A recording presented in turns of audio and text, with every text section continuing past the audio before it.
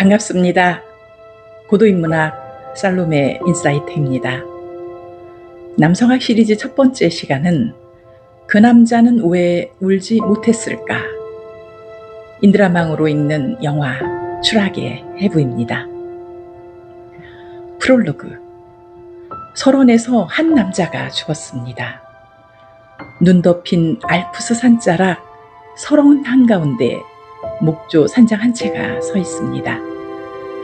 산장 안에서는 소설가로 성공한 산드라가 대학원생 기자와 인터뷰를 하고 있습니다. 산드라는 밝고 유쾌한 목소리로 이야기합니다. 그런데 위층에서 이상할 만큼 큰 음악 소리가 들려오기 시작합니다. 보컬도 없는 펑크와 소울 계열의 음악 소리는 점점 커지고 결국 인터뷰를 계속할 수 없을 정도가 됩니다. 여기까지는 이 영화가 우리를 어디로 데려갈지 전혀 알 수가 없습니다. 그런데 영화는 마음의 준비를 할 틈을 주지 않은 채 잠시 후 남편 사무엘이 산장 아래 눈밭에서 발견됩니다. 새하얀 설원 위에 붉은 피를 흘린 채 쓰러져 있습니다. 사고였을까요? 자살이었을까요? 아니면 아내가 남편을 죽인 것일까요? 아내 산드라는 살인 혐의를 받습니다. 시각장애가 있는 아들 다니엘은 부모 사이에서 무엇이 진실인지 판단해야 하는 자리에 놓이게 됩니다. 그리고 관객은 이미 아무 말도 할 수 없게 된 한 남자의 삶을 조금씩 거꾸로 따라가기 시작합니다. 2023년 칸 영화제 황금 종려상을 받은 주스틴 트리에 감독의 추락의 해부입니다. 각본은 주스틴 트리에와 그의 남편 아르티르 아라리가 함께 맡았습니다. 저는 이 영화를 다시 보면서 두 편의 영화가 함께 떠올랐습니다. 1966년 리차드 버튼과 엘리자베스 테일러의 누가 버지니아 울프를 두려워하랴, 그리고 2019년 애덤 드라이버와 스칼렛 요한슨의 결혼 이야기입니다. 세 편의 영화에는 잊기 어려운 부부 싸움이 등장합니다. 사랑했던 시간이 길었기 때문에 서로의 상처가 어디에 있는지도 너무 잘 아는 사람들. 그래서 세상 누구보다 정확하게 상대의 가장 아픈 곳을 찌를 수도 있는 사람들. 바로 부부입니다. 그래서 저는 이 영화들을 보면서 부부만 바라보게 되지 않았습니다. 그들 사이에는 아이가 있기 때문입니다. 누가 버지니아 울프를 두려워하랴에서는 부부의 마음 가장 깊은 곳에 아이에 대한 상처의 기억이 갈등 문제로 놓여 있습니다. 결혼 이야기에서도 결혼이 무너지는 동안 어린 아들은 끊임없이 두 사람의 관계 안으로 들어옵니다. 그리고 추락의 해부에서는 사무엘과 산드라 사이에 시각장애를 가진 아들 다니엘이 놓여 있습니다.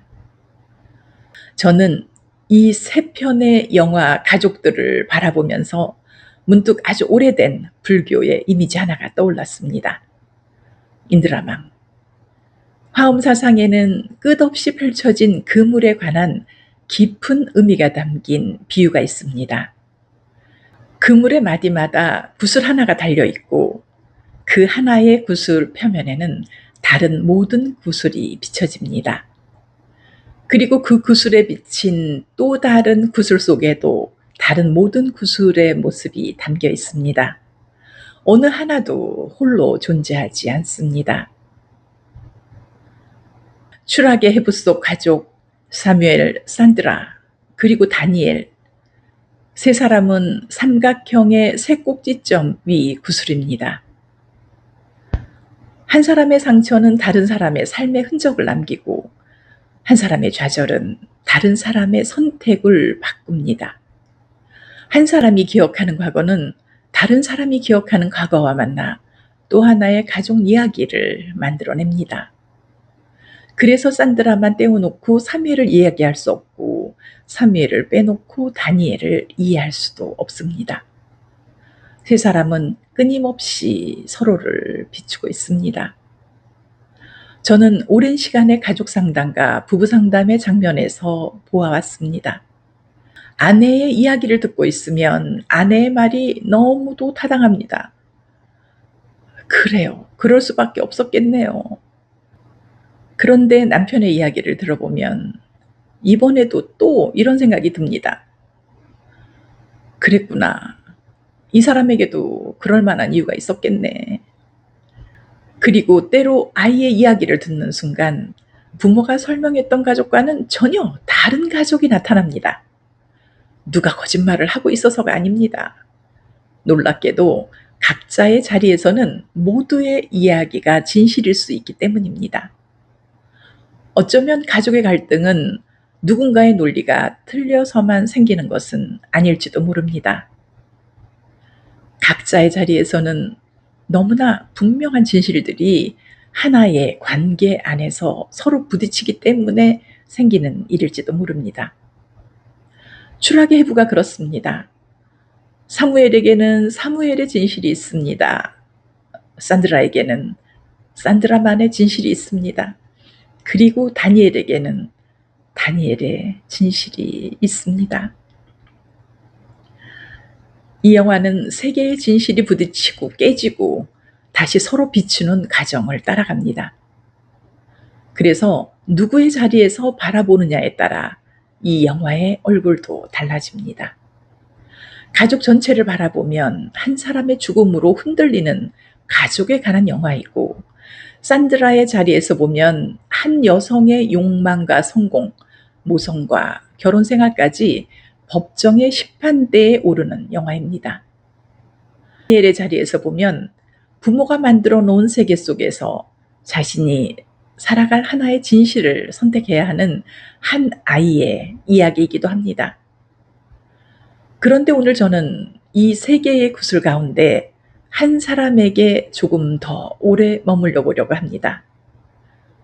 영화가 시작되었을 때 이미 자신의 이야기를 할 수 없게 된 사람, 아내의 증언을 통해서, 아들의 기억을 통해서, 그리고 자신이 남겨놓은 목소리를 통해서만 조금씩 모습을 드러내는 사람, 남편이자 아버지였던 사무엘입니다. 그는 왜 그토록 지쳐 있었을까요? 한때 작가를 꿈꾸었던 이 남자는 어떻게 자신의 삶에서 조금씩 밀려나게 되었을까요? 그리고 무엇보다 그 남자는 왜 끝내 울지 못했을까요? 일부, 나를 이해해준 사람과 결혼했습니다. 산드라는 재판을 준비하면서 변호사에게 사무엘과의 결혼 이야기를 들려줍니다.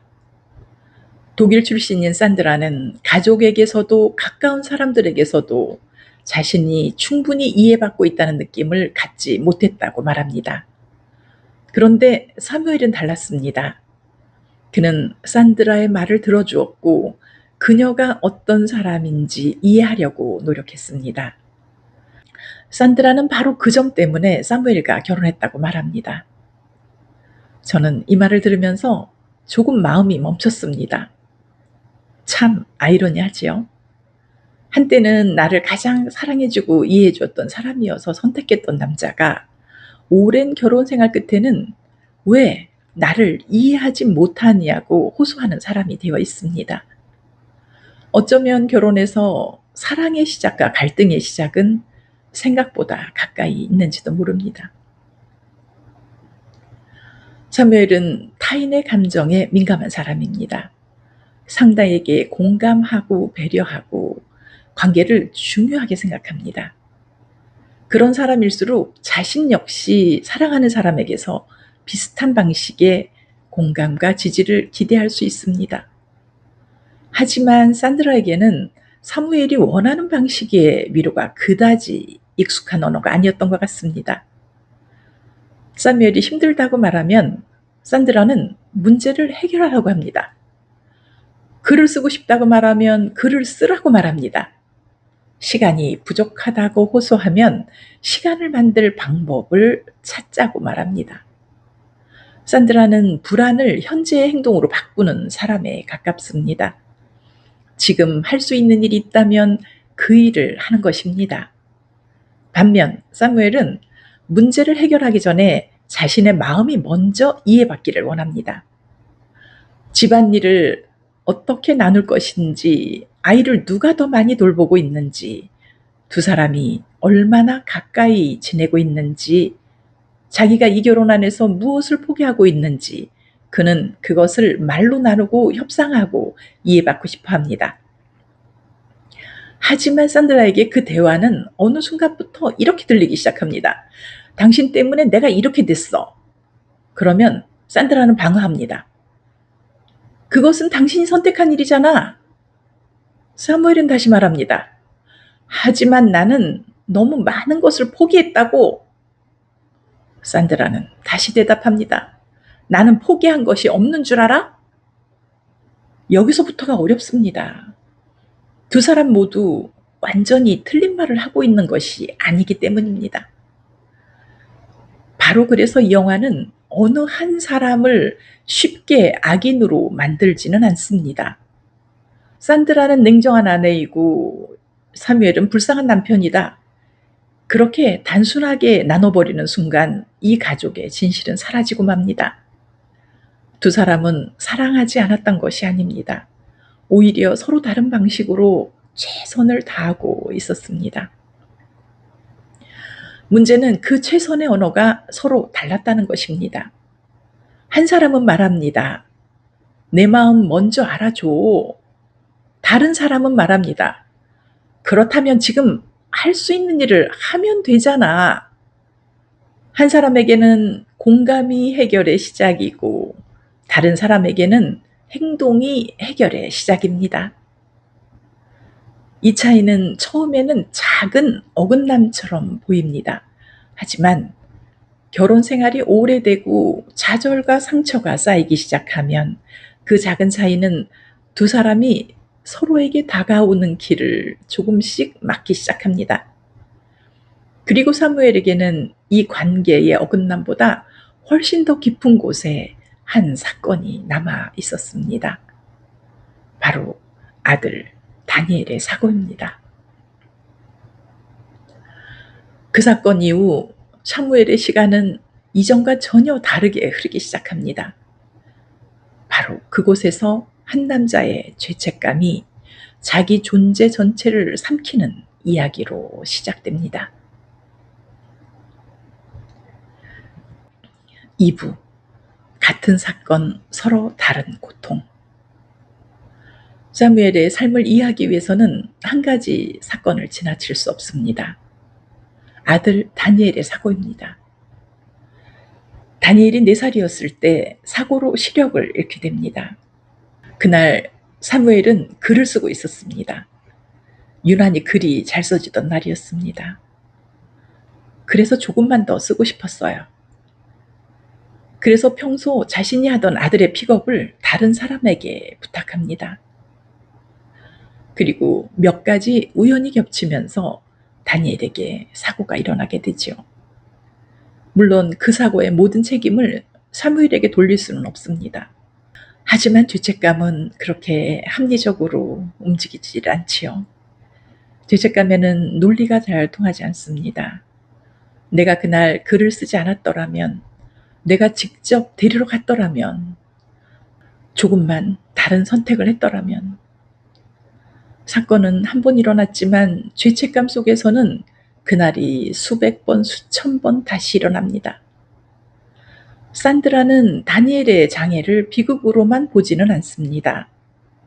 다니엘은 다니엘이고 장애가 생겼지만 여전히 살아가야 할 현재의 아들이라고 생각합니다. 하지만 사무엘에게 그 사건은 조금 달랐던 것 같습니다. 다니엘의 장애는 현재 존재하는 현실인 동시에 끊임없이 자신을 과거로 데려가는 문이 됩니다. 같은 사건을 겪었지만 두 사람에게 그것은 같은 사건이 아니었습니다. 산드라는 현재를 살아갑니다. 사무엘은 현재를 살면서도 끊임없이 과거로 돌아갑니다. 그리고 바로 이 차이가 두 사람 사이의 고독을 깊게 만듭니다. 아무리 사랑하는 사람이라도 상대의 고통 속으로 완전히 들어갈 수는 없습니다. 우리는 연결되어 있지만 서로의 고통을 대신 살아줄 수는 없으니까요. 인드라망은 모든 존재가 서로 연결되어 있다고 말합니다. 하지만 연결되어 있다는 것과 서로가 될 수 있다는 것은 같은 말이 아닙니다. 서로를 비추고 서로의 삶에 흔적을 남기고 서로의 선택에 영향을 주지만 끝내 상대의 고통을 대신 살아낼 순 없습니다. 사무엘은 그 간극 안에서 조금씩 혼자가 되어갑니다. 3부. 죄책감은 어떻게 수치심이 되는가? 더 어려운 것은 죄책감이 오래 지속될 때입니다. 죄책감은 말합니다. 내가 잘못했다. 하지만 어느 순간 그것이 수치심으로 바뀌면 문장이 달라집니다. 나는 잘못된 사람이다. 사무엘에게는 여러 실패가 한 곳에 겹쳐집니다. 아들을 지키지 못했다는 죄책감, 글을 완성하지 못했다는 좌절, 성공한 아내 곁에서 느끼는 열등감, 남편으로서의 무력감, 그리고 아버지로서의 수치심. 그 모든 것이 한데 겹치면 사람은 어느 순간 이렇게 느낄 수 있습니다. 나는 한 가지 일에 실패한 것이 아니라 내 삶 전체에 실패하고 있는 것은 아닐까. 사무엘에게 글쓰기가 점점 어려워진 것도 단순히 시간이 부족해서만은 아니었을지 모릅니다. 글쓰기는 그가 가장 사랑하는 일이면서 동시에 아들의 사고가 있었던 그날을 떠올리게 하는 일이 되었을 수 있습니다. 쓰고 싶습니다. 그런데 쓰려고 하면 죄책감이 따라옵니다. 쓰지 못하면 실패자가 된 것 같습니다. 그러면 더욱 써야 합니다. 하지만 다시 책상 앞에 앉으면 그날이 떠오릅니다. 다시 자신의 실패가 보입니다. 빠져나가기 어려운 공회전입니다. 사무엘에게 현재는 단순한 현재가 아닙니다. 실패했다고 느끼는 과거와 아직 이루지 못한 미래가 현재를 계속 침범하고 있습니다. 나는 그때 무엇을 포기했는가? 나는 원래 무엇이 될 수 있었는가? 나는 당신 때문에 무엇을 잃었는가? 앞으로 계속 이렇게 살면 나는 어떤 사람이 될 것인가? 반면 산드라는 불안을 현재의 행동으로 처리합니다. 문제가 생기면 지금 할 수 있는 것을 찾습니다. 글을 써야 한다면 글을 쓰고 선택한 삶이라면 그 조건 안에서 살아내려고 합니다. 하지만 사무엘은 과거와 미래를 오갑니다. 그래서 그의 현재에는 늘 두 개의 시간이 함께 들어와 있습니다. 이미 잃어버린 삶과 아직 얻지 못한 삶, 그 사이에서 지금의 삶은 자꾸만 초라해집니다. 산드라는 법정에서 사무엘이 교수 시절 학생들 앞에 서는 일조차 두려워했었다고 이야기합니다.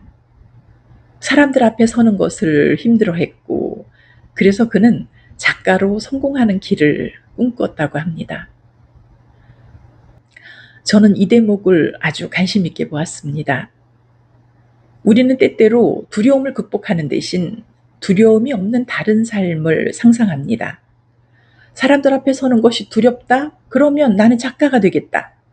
그런데 작가로서의 성취가 뜻대로 되지는 않습니다. 그러면 다시 문제는 자신의 환경으로 옮겨갑니다. 조건으로 옮겨갑니다. 그래서 나는 시간이 없어서 그렇다. 그런데 환경을 바꿔도 뜻대로 되지 않습니다. 그러면 다시 나는 가족을 위해서 너무 많이 희생했다. 문제의 위치가 조금씩 이동합니다. 그렇다고 이것을 사무엘의 자기 기만이라고 쉽게 말할 수도 없습니다. 실제로 그는 아이를 돌봤고 자신의 시간을 가족에게 내어주었습니다. 실제로 이들 부부 사이에는 생활의 불균형도 있었습니다. 그래서 사무엘의 후소 속에는 여러 가지가 함께 들어 있습니다. 현실이 있고 두려움이 있고 억울함도 있고 자기 변명도 있습니다. 바로 이러한 면이 이 영화의 완성도를 높입니다. 사무엘은 한 가지 이유로 무너진 사람이 아닙니다. 죄책감과 실패감과 두려움과 사랑과 억울함이 서로 얽혀있는 사람입니다. 그래서 우리는 그를 쉽게 심판할 수 없습니다. 다만 조금 더 오래 바라볼 수 있을 뿐입니다. 그리고 그 복잡한 마음이 부부의 대화 안으로 들어오는 순간 이제 두 사람의 말은 조금씩 다른 성질을 갖기 시작합니다. 처음에는 문제를 해결하기 위한 대화였습니다. 하지만 어느 순간부터 두 사람은 자신이 얼마나 많이 희생했는지를 증명하기 시작합니다. 그리고 바로 그때 부부의 대화는 사랑의 대화에서 조금씩 법정의 언어로 변하기 시작합니다.